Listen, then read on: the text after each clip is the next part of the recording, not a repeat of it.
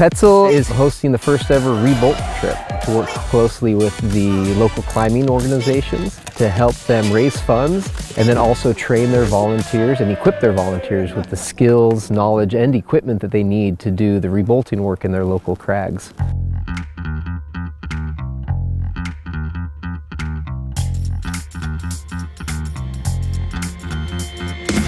We teamed up with the Southeastern Climbers Coalition and High Point, and we hosted an evening of just partying and to enter in for a chance to compete with some of our athletes, Michaela Kirsch and Drew Mack.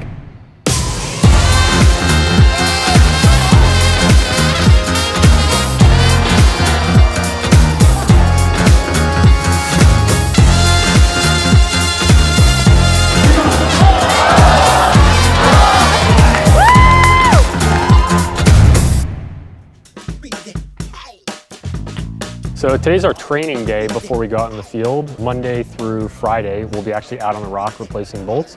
But today we're at the High Point Climbing Gym, and we're working with about 25 volunteers.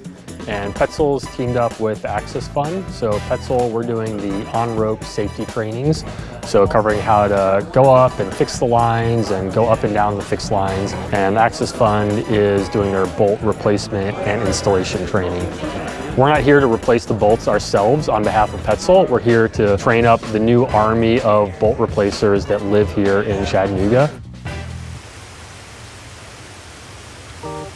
We have experts, seasoned volunteers with the SCC helping to mentor new volunteers and kind of passing the torch. So it's like we talk about it a lot in climbing, right? The mentorship gap. And we're like helping to facilitate closing that gap here a little bit today. Mentoring is the main way information is transferred. It's best done, I think, from being out there on the rock and it being a kind of a one-on-one, somebody learning from somebody else more experienced. What's going on here is sort of the concept of if you teach someone how to fish versus giving them a fish. There is some hardware donated and there's some work that's done. Far beyond that is the mentoring and the education and the tools that are left that can continue to provide anchor replacement and teach others to do the same. Trail access is really important for climbers and access in general. It maintains the base of our climbs. It often shows land managers on public land or even private land that climbers care about the space and are willing to help preserve it. It can help just lock the soil in place, help lock plants in place, as well as just everything valuable around the base of the cliffs. I know a lot of people call climbing a very selfish sport. It's really built up around a lot of personal challenge, and you extract from the resource.